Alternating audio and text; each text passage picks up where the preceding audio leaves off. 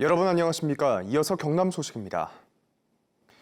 국회의원에게 지원되던 정책 개발비가 3년 전부터는 지방의원에게도 지원되고 있습니다. 지역 주민을 위한 정책을 연구하고 그에 맞는 조례를 만들기 위해 편성된 예산들은 잘 쓰이고 있을까요? 김효경 기자가 취재했습니다. 일회용 플라스틱 컵 대신 공유컵 사용을 장려하고 산책하며 쓰레기를 줍는 플로깅을 지원하는 조례를 추진하는 창원시 의회 의원 모임. 지역 내 상점 현황과 설문조사 등 연구 내용이 조례 제정의 밑바탕이 됐습니다. 연구에 쓰인 돈은 1,700여만 원, 지방의원 정책개발비를 사용했습니다. 이 조례가 왜 필요한지에 대한 근거를 마련할 수 있는 그런 가장 중요한 역할을 하고 있는 게 정책연구개발비입니다. 행정안전부는 지방의원의 입법 활동과 정책 연구를 돕기 위해 3년 전부터 의원 1인당 500만 원까지 지원하고 있습니다. 경상남도의회와 시군의회 18곳은 이 정책개발비를 어떻게 쓰고 있을까? KBS가 정보공개 청구로 경남 지역의회의 의원 정책개발비 집행을 들여다봤습니다. 지난해 경남도의회와 시군의회 18곳에 편성된 정책개발비는 11억 원이 넘습니다. 하지만 이 가운데 쓰인 돈은 4억여 원, 예상 집행률이 30%대에 그쳤습니다. 경남도의회를 제외한 18개 시군의회 집행률은 21%대로 더 낮았습니다.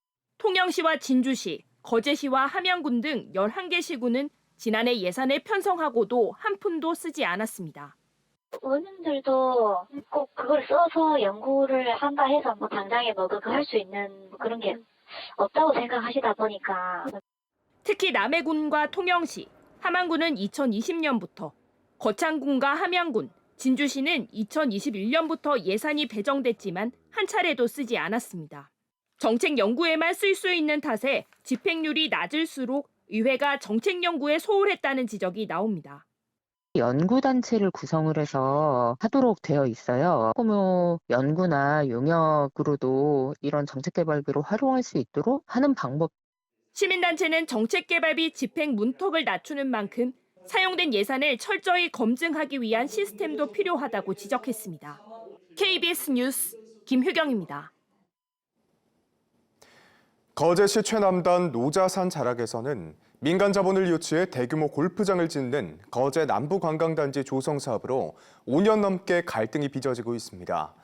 민간 사업자와 환경영향평가 업체는 골프장 예정지에 서식하는 멸종 위기종 대흥란을 다른 곳으로 이식해 사업을 추진하겠다고 밝혔는데요. 정작 국내에선 아직 관련 기술은 없는 것으로 확인됐습니다. 최진석 기자입니다. 해발 565m, 거제시 최남단 노자산 자락입니다. 숲에 들어선 지 5분도 되지 않아 하얀 바탕 꽃잎에 줄무늬가 선명한 꽃이 발견됩니다. 멸종위기종 2급 대흥란입니다. 거제 노자산은 국내 최대 대흥란 서식지.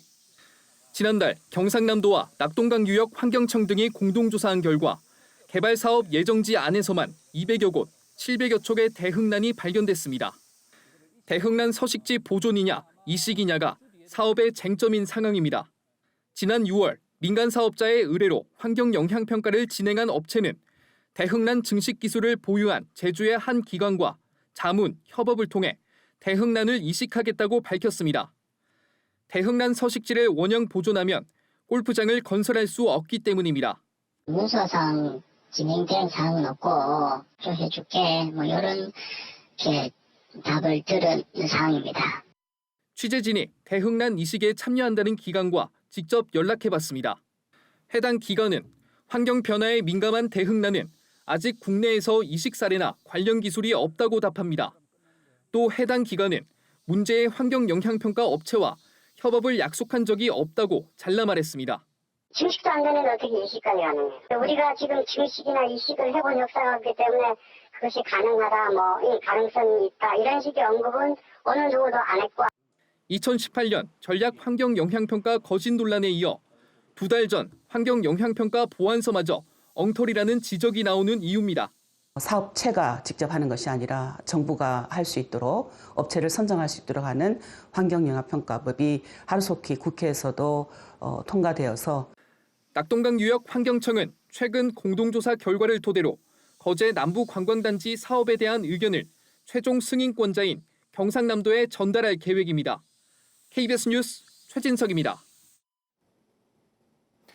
경남 주말엔 문화. 오늘은 오는 10월 창원에서 열리는 전국 무용재 사전 축제인 경남 명무전을 소개해드립니다. 경남의 7, 80대 원로 명무들이 펼치는 우리 전통 춤사위의 진수, 진정은 기자와 미리 감상해 보시죠. 고운 버선발 끝에서 섬세한 손끝으로 이어지는 춤사위. 고려시대부터 교방청에서 전승된 진주 교방 국거리 춤입니다. 83, 나이를 잊은 여성스럽고 격조 높은 춤사위는 제자와 함께한 자진몰이 장단 즉흥 무대로 흥을 더합니다. 한국 무용은 좀 지루하다는 얘기를 하거든요. 근데 우리는 세바탕이 있으면서 굉장히 즐거워합니다. 맺고 풀고 당기다 살짝 놓는 몸짓.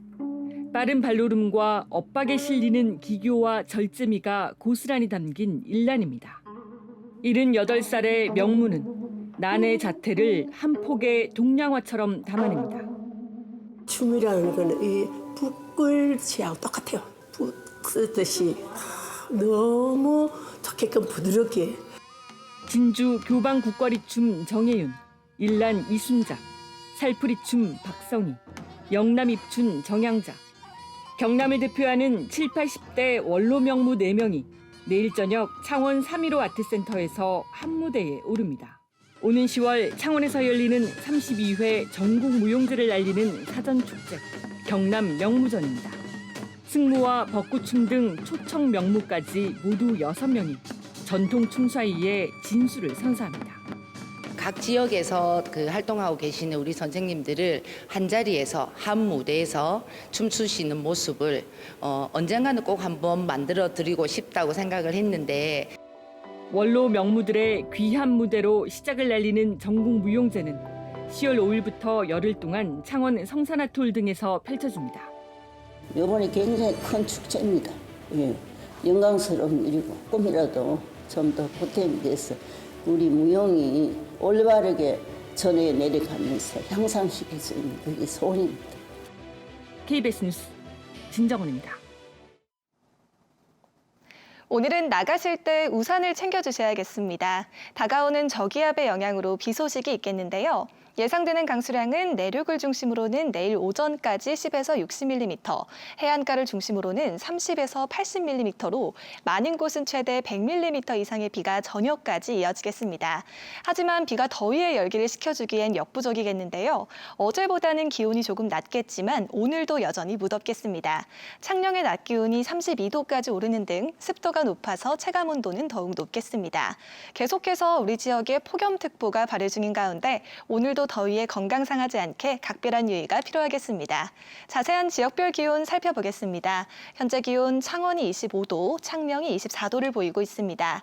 한낮에는 창원이 30도, 밀양이 31도로 어제와 비슷하거나 조금 낮겠습니다. 서부 지역도 진주가 24도, 합천이 23도로 출발하는 아침이고요. 한낮에는 진주가 31도, 합천 32도 예상됩니다. 바다의 물결은 남해동부 먼바다에서 최고 2.5m로 비교적 높게 일겠고 해안가에서는 너울을 주의하셔야겠습니다.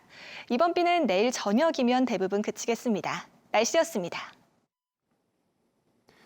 고속철도 시설을 폭파하겠다는 메일이 외교부로 발송돼 경찰이 주요 역사에 대한 긴급 수색과 순찰 강화에 나섰습니다. 경남경찰청은 어제 외교부로 고속철도 시설을 폭파하겠다는 테러 예고 이메일이 들어왔다고 밝혔습니다. 이에 전국 경찰이 공조 수사에 착수했으며 경남경찰도 창원중앙역과 창원역 등 6곳에 기동대와 특공대 등 100여 명을 투입해 폭발물 탐지와 순찰을 벌였습니다. 경찰청 중대범죄수사과가 어제 한국형 차기 구축함 KDDX 사업과 관련해 정부 과천청사 방위사업청을 압수수색했습니다. 경찰은 2019년 9월 기본 설계 입찰 전 부당하게 현대중공업에 유리하도록 입찰 조건을 바꾼 의혹을 수사하고 있습니다. 방위사업청은 당시 보안 사고 관련 감점 규정을 삭제했고 2020년 현대중공업이 대우조선해양을 0.056점 차이로 제치고 사업자로 선정됐습니다. 경찰은 압수물 분석이 끝나는 대로 입찰 조건을 바꾼 의혹을 받고 있는 당시 방위사업청 관계자 등을 소환해 조사할 예정입니다. 경상남도와 경남교육청, 경남경찰청 등이 어제 경남도청에서 최근 잇따른 무차별 범죄와 교권 침해 등 사회적 폭력 예방을 위한 간담회를 개최했습니다. 간담회에서는 범죄 피해자 신변 보호와 긴급 재난 문자 발송, 정신질환자 위기 개입팀과 흉기난동 범죄 특별 치안팀 운영 등 각 기관 대책을 공유했습니다. 또 기관별 대책의 기능과 역할에 대해 협의하고 사회적 폭력에 대해 적극 대응하기로 했습니다. 뉴스를 마칩니다. 시청해주신 여러분 고맙습니다.